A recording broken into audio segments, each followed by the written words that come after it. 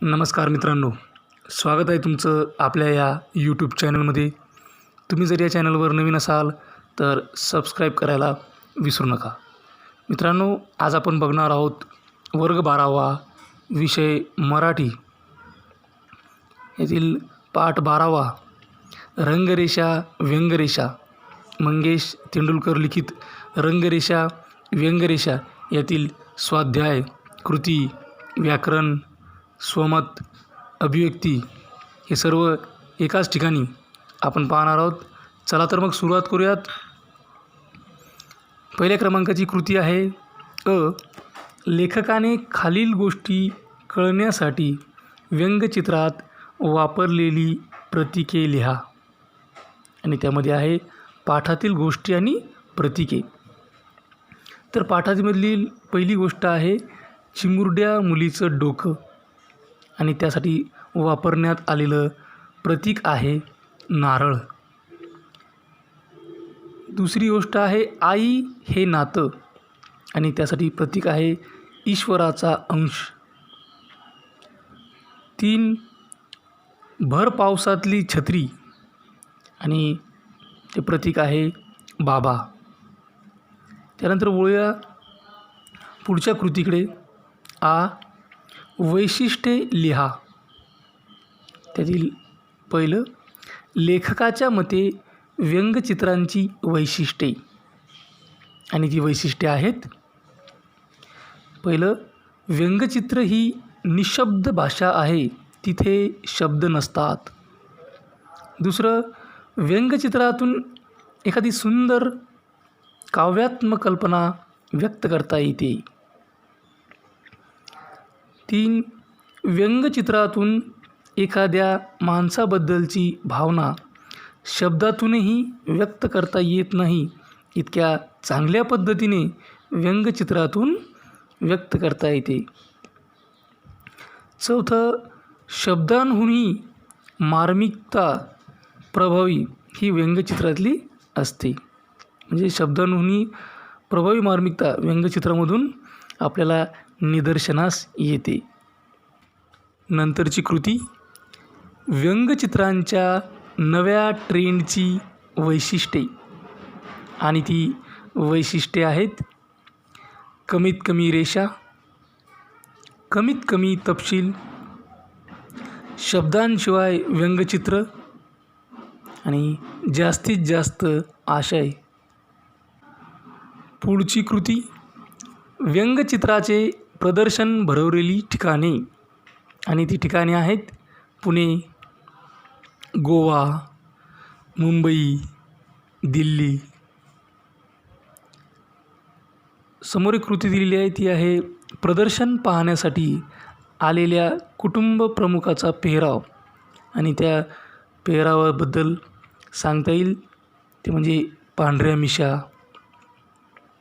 रंग काळा क भिन्न, डोक्याला मोठं मुंडासं बांधलेलं, नखशिकांत शेतकरीपणा. हा प्रदर्शन पाहण्यासाठी आलेल्या कुटुंब प्रमुखाचा पेहराव. मासे पकडणारे लोक, तर त्यातील काही जाळे टाकून पकडतात, काही गळ टाकून पकडतात, तर काही लोक हे वाहत्या उथळ पाण्यात न हालता शांतपणे उभे राहून मासे पकडतात.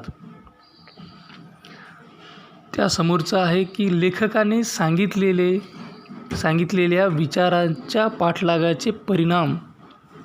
तर ते परिणाम आहेत, कधीकधी ज्याचा पाठलाग केला तो विषय हाती लागत नाही. आणि त्यातीलच दुसरं आहे, सतत पाठलाग केल्यावर काहीतरी नवीन सापडते, मग त्याचीच व्यंगचित्रे होतात. कृती क्रमांक आहे योग्य जोड्या लावा. गट आणि ब गट दिलेला आहे. तर गटामध्ये दिलेलं आहे लेखकाची व्यंगचित्रे, आणि ब गटामध्ये आहे व्यंगचित्राची कार्ये. तर पहिले आपण गटात काय काय दिलेले ते बघूयात. पहिले गटात लेखकाचे स्त्री भ्रूण हत्येचे पोस्टर. दुसरं आहे लेखकाच्या मते व्यंगचित्र ही. आणि तिसरं आहे शेतकऱ्यांनी व्यंगचित्राचा अर्थ इतरांना सांगताना. आणि ब गटात व्यंगचित्राची जी कार्य दिलेली आहेत ती कार्य पाहूयात. भाषेइतकी संवादी बनून प्रत्येकाशी संवाद साधतात. संकल्पनाशक्तीचे किंवा स्वकल्पनाशक्तीचे चित्र समजून घेऊन इतरांचे उद्बोधन केले. लिहिता वाचता न येणाऱ्यांना संदेश देते. आता आपण या जोड्या लावा उत्तर बघूयात. तर पहिलं जे वाक्य आहे, लेखकाचे स्त्री भ्रूण हत्येचे पोस्टर. या अ गटातील विधानाची जोडी ब गटातील पर्याय क्रमांक ई सोबत जोडी लागते आणि ते आहे की लेखकाचे स्त्री भ्रूण हत्येचे पोस्टर आणि इकडे ब गटात त्याच्यासमोर लिहिता येईल लिहिता वाचता न येणाऱ्यांना संदेश देते. दुसरा आहे लेखकाच्या मते व्यंगचित्र ही, तर त्यासाठी पर्याय क्रमांक अ. लेखकाच्या मते व्यंगचित्र ही भाषेइतकी संवादी बनून प्रत्येकाशी संवाद साधतात.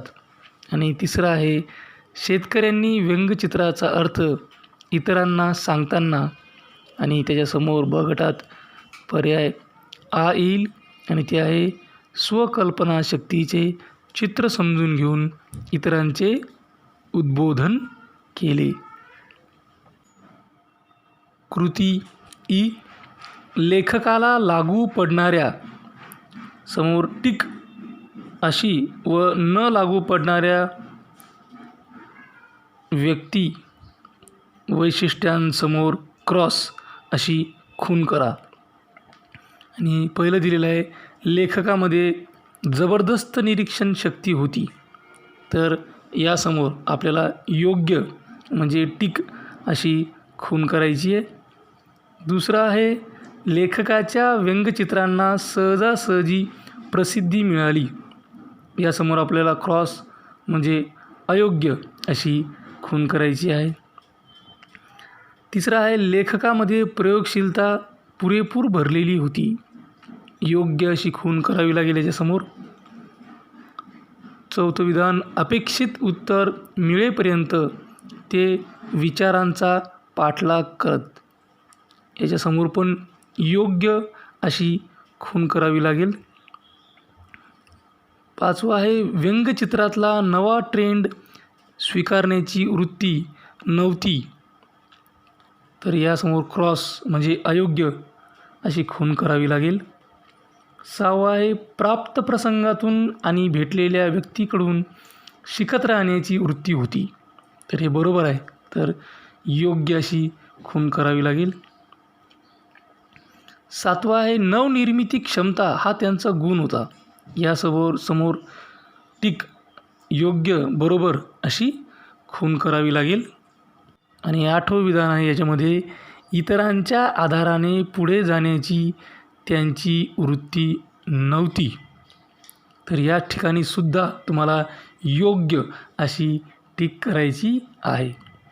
आता वळूयात प्रश्न क्रमांक 2. वर्णन करा. या ठिकाणी प्रश्न म्हटल्यापेक्षा आपण कृती म्हणणे योग्य राहील, तर ही कृती क्रमांक 2 आहे. वर्णन करा. आणि वर्णन करामधील अ दिलेला आहे वाई येथील प्रदर्शनाला भेट देणारा शेतकरी कुटुंब प्रमुख.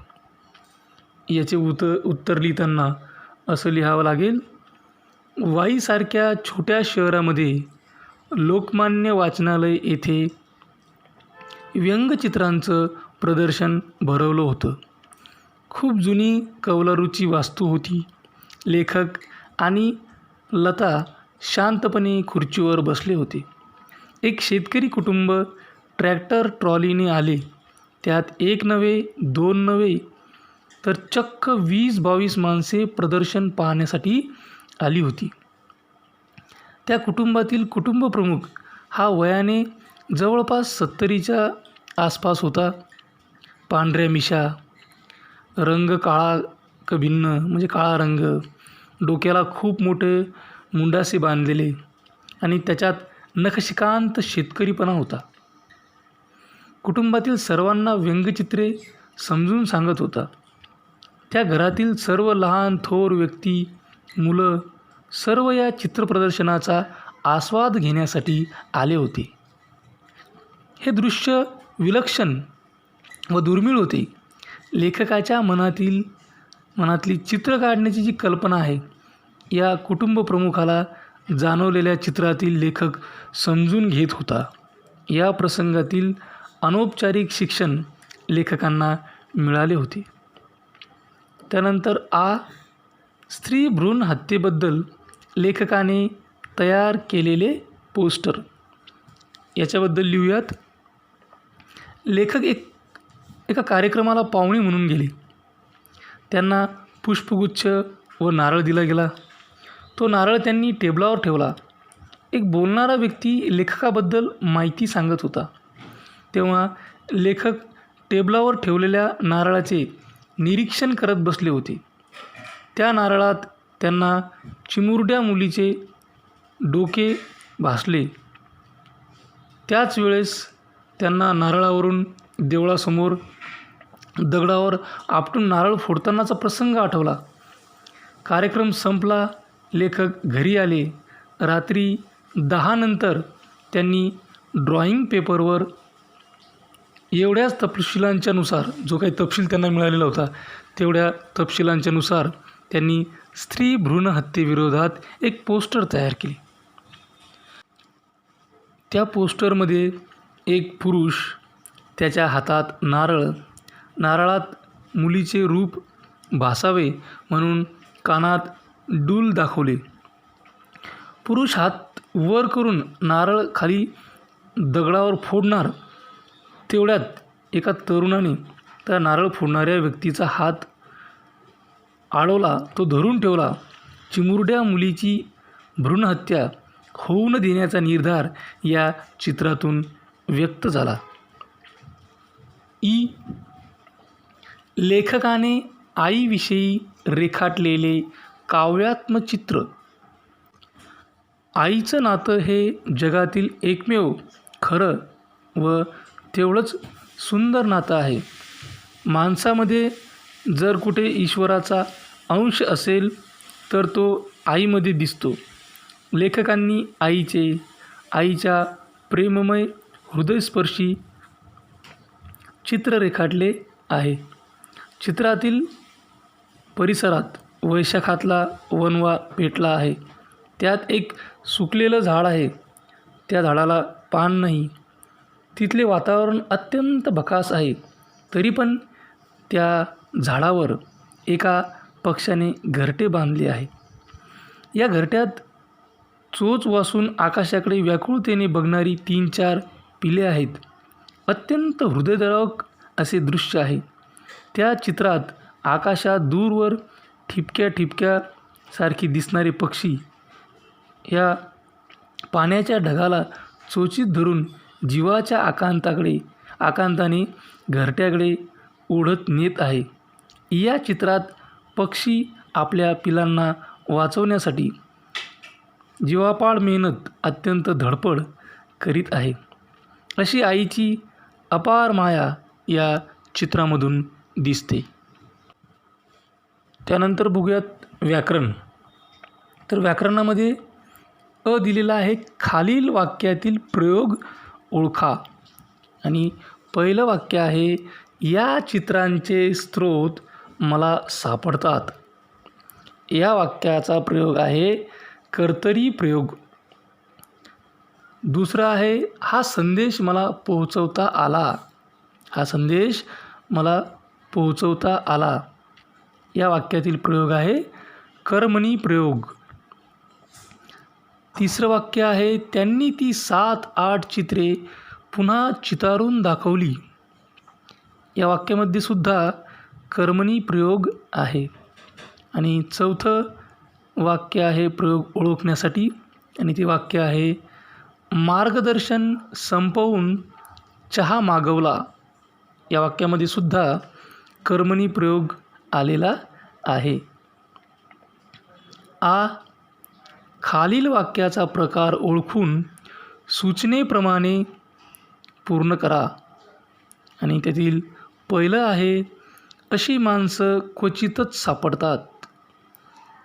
हे जे वाक्य दिलेलं आहे, या वाक्याचा वाक्यप्रकार आहे होकारार्थी वाक्य. अशी माणसं क्वचित सापडतात, हे होकारार्थी वाक्य आहे.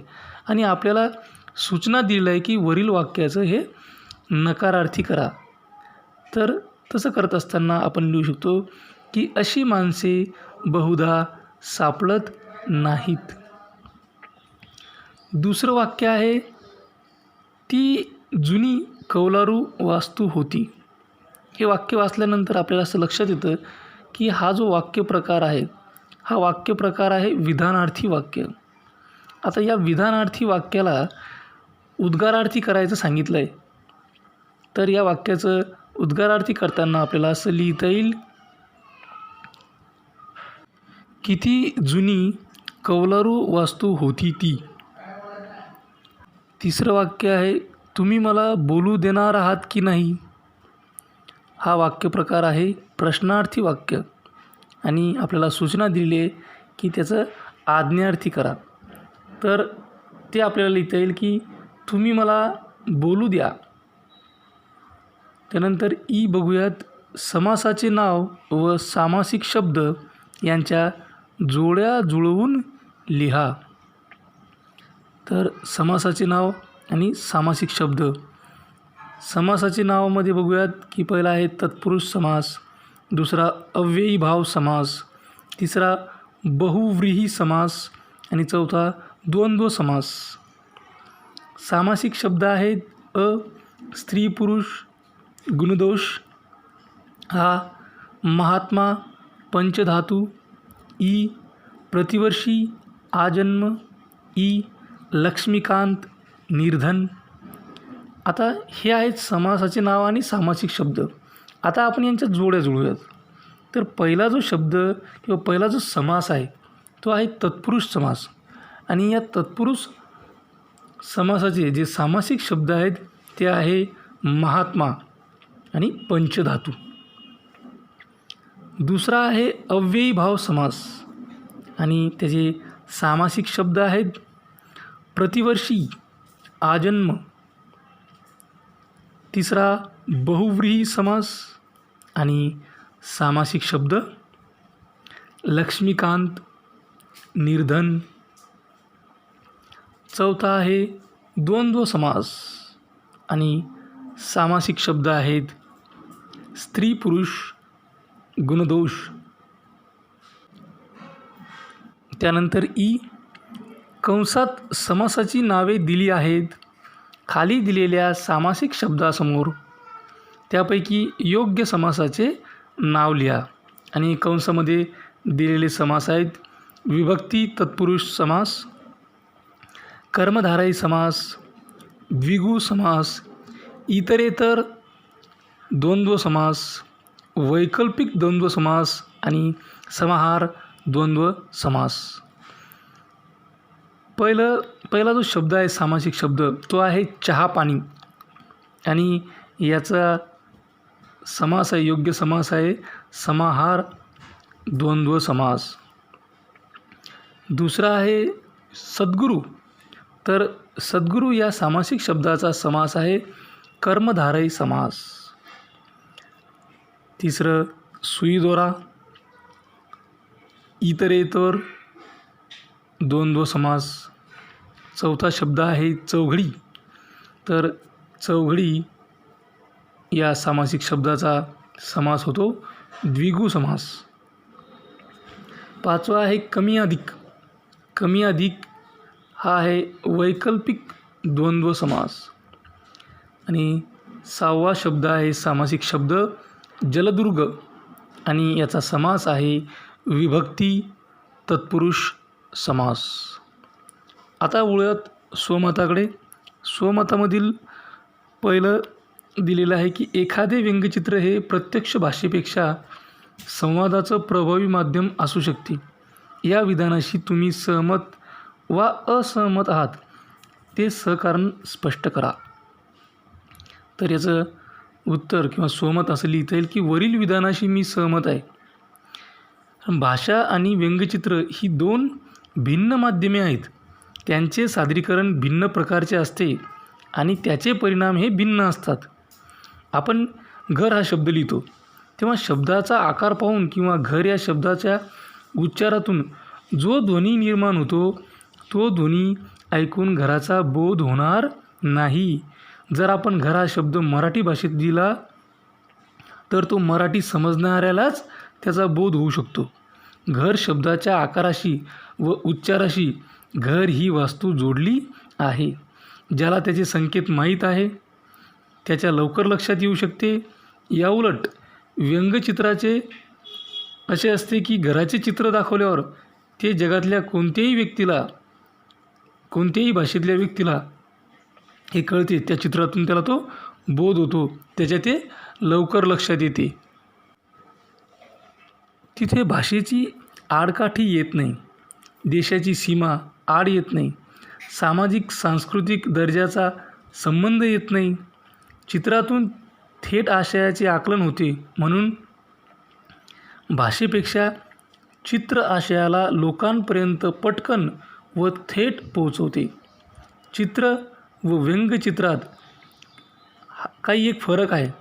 व्यंगचित्रात काही व्यक्ती दाखवलेल्या असतात, त्याला माणसाच्या वृत्ती प्रवृत्तीवर काही एक भाष्य करायचं आहे. त्या वृत्ती प्रवृत्ती लक्षात याव्यात म्हणून माणसाच्या चेहऱ्यावरचे हावभाव, त्याच्या हालचाली यातील काही रेषा मुद्दाम ठळकपणे चितारलेल्या असतात. म्हणून जे व्यंगचित्र बनते ते अशा प्रकारे बनते. व्यंगचित्राच्या माध्यमातून वृत्ती प्रवृत्तीवर टीका केलेली पटकन लक्षात येते. तेच भाषेमध्ये समजावून सांगण्यासाठी खूप शब्दांचा वापर करावा लागतो. जास्तीत जास्त शब्द वापरूनसुद्धा असे नेमकेपणाने व्यक्त होईलच असे नाही. परंतु व्यंगचित्राच्या बाबतीत असे घडत नाही. तेथे आशय स्पष्टपणे लक्षात येतो. त्यानंतर आ आहे सोमतमध्ये. आ दिलेला आहे की वाहत्या आयुष्यामध्ये सावधगिरीनं उभं राहिलं तर व्यंगचित्राची कल्पना अगदी जवळून जाते. या विधानाचा तुम्हाला समजलेला अर्थ लिहा. आणि तो अर्थ असा लिहावा लागेल की व्यंगचित्रकार मंगेश तेंडुलकर यांनी कलावंताविषयी, कलेविषयी माहिती दिली आहे. कलावंताविषयी, कलेविषयी सर्व समाजात विलक्षण कुतूहल असते. व्यंगचित्रकार हा सुद्धा कलावंतच असतो.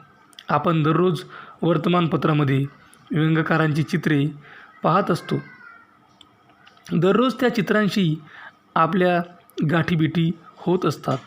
प्रत्येक वर्तमानपत्र वाचणारा व्यंगचित्रकाराला मनोमन दाद देतो. किती सुंदर कल्पना आहे, कशी सुचली असेल त्या व्यंगचित्रकाराला ही कल्पना. माणसासारखा माणूस, माणसासारखे हातपाय, डोळे, कान, नाक हे सर्व अवयव त्याला आपल्यासारखे. त्यांनी कशी काय सुचतात बरं ही चित्रे. मंगेश तेंडुलकर यांनी 2 वाक्यात हे सांगितले. वाहत्या आयुष्यात सावधगिरीनं उभं राहिलं तर व्यंगचित्राची कल्पना आपल्या जवळूनच जाताना नजरेस पडेल. तिथूनच ती कल्पना उचलायची आणि कागदावर उतरवायची. हे उत्तर अत्यंत सोप्या भाषेत त्यांनी दिले. कमीत कमी रेषांमध्ये, कमीत कमी शब्दात आशय व्यक्त केला आहे. वाहत्या आयुष्यामध्ये म्हणजेच दैनंदिन जीवनामध्ये निरीक्षण केले असता जीवन जगणाऱ्या प्रसंगातच व्यंगचित्राची कल्पना सापडते. त्यासाठी कुठे जाण्याची किंवा वेगळी तपस्या करावी लागते असे नाही. मग काय करावे लागते तर जगण्याची तटस्थपणे त्रयस्थासारखे निरीक्षण आपणास करावे लागते. लेखकाने सावधगिरीने हा शब्द वापरला याचा अर्थ समजून घ्यायला पाहिजे. आपल्याला दैनंदिन जीवनात बरेच अनुभव येतात, परंतु आपण त्याकडे दुर्लक्ष करतो. त्यामुळे आपल्या अनुभवाचे वर्णन आपल्या लक्षात येत नाही. अनुभव आपल्या आसपास रेंगाळत असतात, त्याचे आपण निरीक्षण केलं पाहिजे. जो विचार आपल्याला उत्कटपणे सांगावासा वाटतो त्याला साजेशा प्रसंगाची कल्पना सुचली की चित्र काढणं सोपं होतं.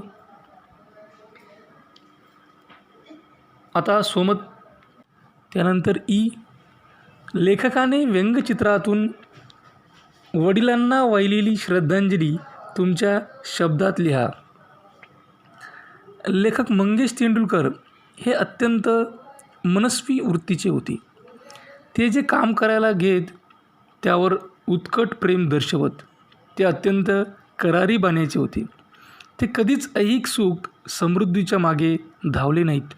त्यांनी कधी कोणासमोर हात पसरले नाहीत. आयुष्यात संकटे आली, वावटळी आल्या, अडचणी आल्या, परंतु त्यांना तोंड देण्यासाठी लेखक भरभक्कमपणे स्वतःच्या पायावर उभे राहिले. त्यांना त्यांच्या वडिलांकडून नैतिक वारसा मिळाला. कृतज्ञता व्यक्त करण्यासाठी त्यांनी स्वतःच्या वडिलांना व्यंगचित्रामधून मनातून श्रद्धांजली वाहिली. लेखकांनी वडिलांना श्रद्धांजली वाहण्यासाठी 2 चित्र काढले. एका चित्रात लेखकाचे बालरूप आहे. बालरूपातले लेखक भर पावसात उभे आहेत. त्यांच्या डोक्यावर बाबा ही 2 अक्षरे आहेत. बाबा या शब्दाच्या बाजूने पाऊस पडत आहे. खाली मुलगा पूर्णपणे सुरक्षित आहे. बाबा या शब्दांनी या इवल्याशा मुलाचे रक्षण केले.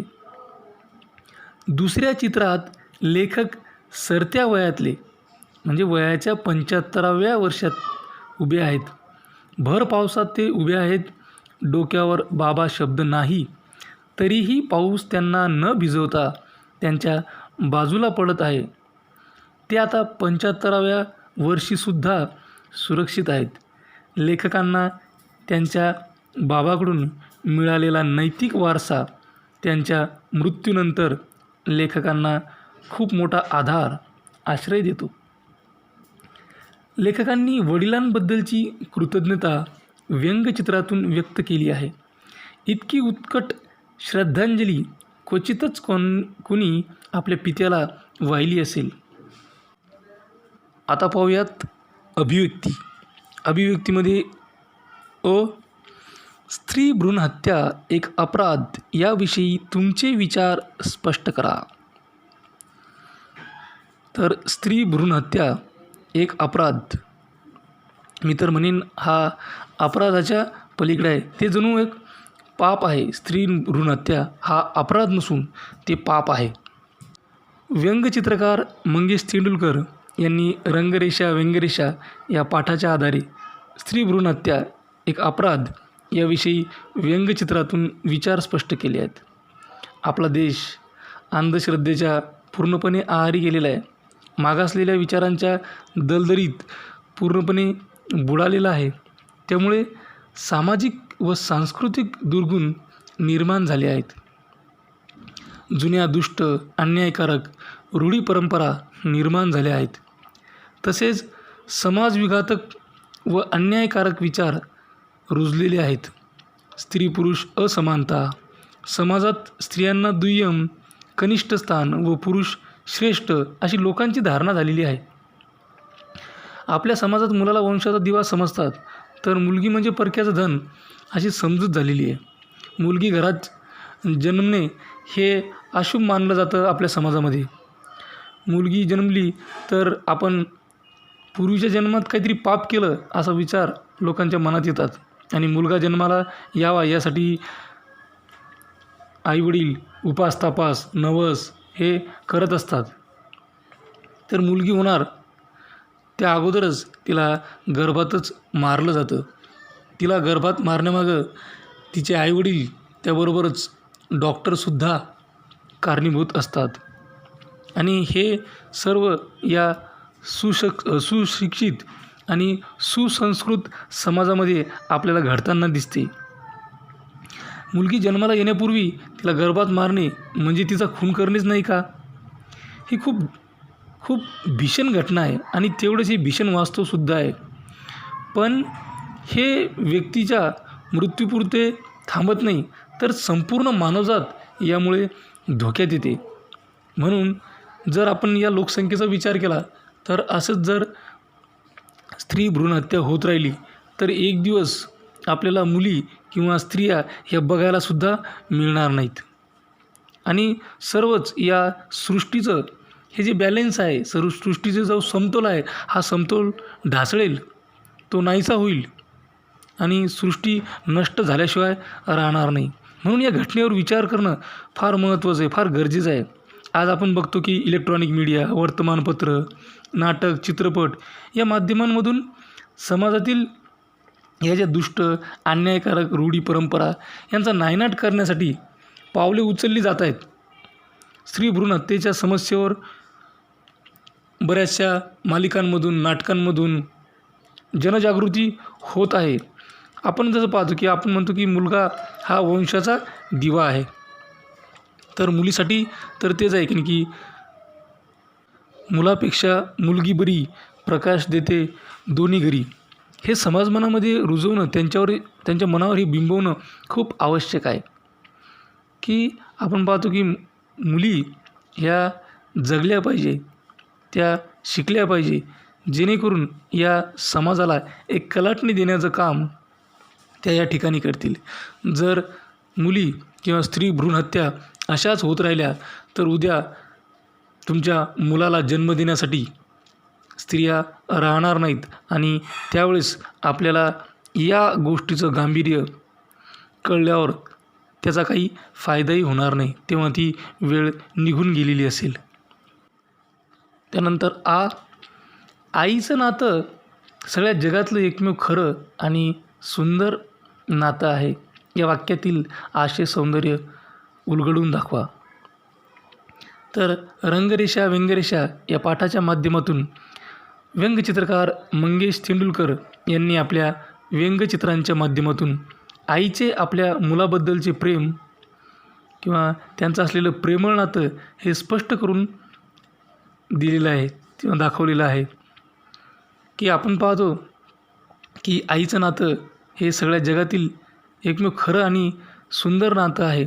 या नात्याला तोड नाही. की आपण असं म्हणतो की स्वामी तिन्ही जगाचा, आईविना भिकारी.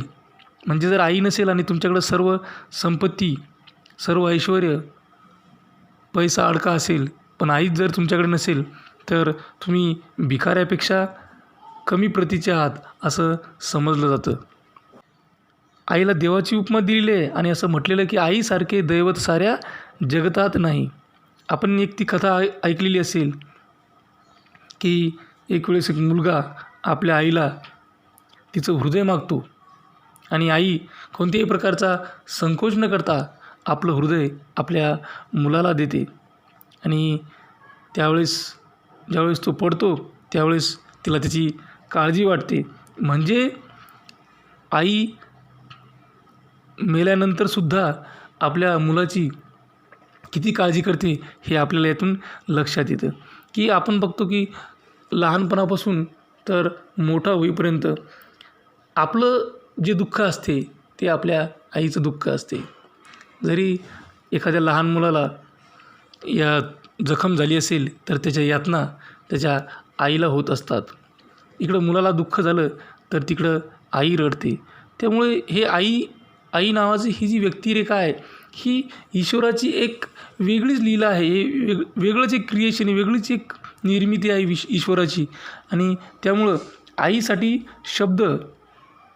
हे शब्दही अपुरे पडतील असं आईचं महात्म्य असते. त्यामुळं आईचं नातं हे सगळ्या जगातील एकमेव खरं आणि सुंदर नातं असते. कारण या नात्यामध्ये कोणत्याही प्रकारचा फसवेपणा, कोणत्याही प्रकारचा धोका, कोणत्याही प्रकारचा ज्याला आपण म्हणतो की ईर्ष्या, असूया हे काहीही असत नाही. त्यामुळे आई जी असते ही आई आपल्या मुलासाठी कोणतीही अपेक्षा न ठेवता शेवटपर्यंत निरंतरपणे, अविरतपणे कार्य करत राहते. आणि त्यामुळं आईचं नातं हे जगातलं एकमेव खरं नातं आणि सुंदर नातं होतं आणि या वाक्याला जगात कुठेही तोड नाही. या अभिव्यक्तीच्या पूर्णत्वाबरोबरच पाठ 12वा रंगरेषा व्यंगरेषा यातील स्वाध्याय आपण पूर्ण केलेला आहे. अशाच प्रकारचे नवनवीन व्हिडिओ पाहण्यासाठी या चॅनलला सबस्क्राईब करा. माझा व्हिडिओ ताबडतोब तुमच्यापर्यंत पोहोचण्यासाठी बेल आयकॉन बटनला क्लिक करा. हा व्हिडिओ तुम्हाला आवडला असेल तर तुमच्या मित्रमैत्रिणींमध्ये शेअर करा, लाईक करा. काही अडचण असेल, काही माहिती द्यायची असेल, काही त्याच्यानंतर काही सांगायचं असेल तर कमेंट बॉक्समध्ये तुम्ही कमेंट करू शकता. हा व्हिडिओ अत्यंत काळजीपूर्वक आणि सर्वात महत्त्वाची गोष्ट म्हणजे शेवटपर्यंत पाहिल्याबद्दल तुम्हा सर्वांचे मनापासून आभार. धन्यवाद.